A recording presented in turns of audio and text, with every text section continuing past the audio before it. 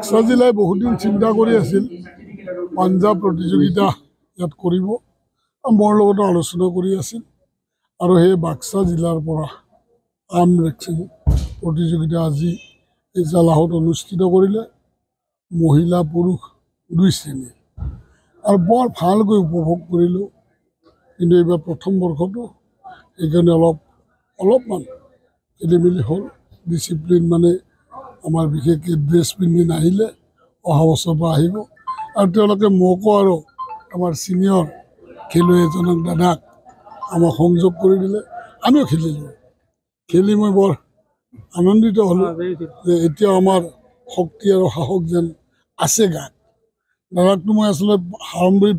ভাবিব পৰা নাছিলোঁ কিন্তু হেৰাই দিলোঁ আৰু আমাৰ আৰ্ম ৰেচলিং প্ৰতিযোগিতাৰ খেলুৱৈসকল আৰু আয়োজক মণ্ডলী মই ধন্যবাদ সমৰ্থন হয়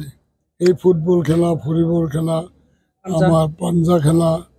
মই আচলতে গৈ এটা সময়ত অল ইণ্ডিয়া ভাৰতবৰ্ষৰ বডি বিল্ডিং এছ'চিয়েশ্যনৰ প্ৰেচিডেণ্ট আছিলোঁ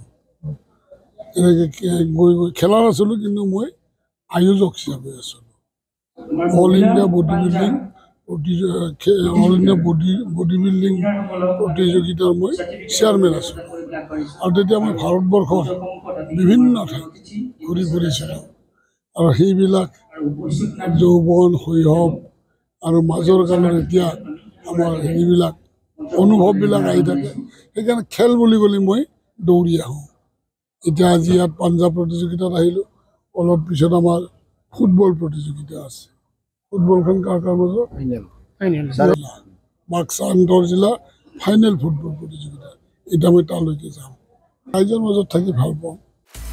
আপুনি বিচৰা বাতৰি পাব কেৱল নিউজ 18 এপত নিউজ 18 এপ ডাউনলোড কৰিবলৈ স্ক্যান কৰক এই QR কোড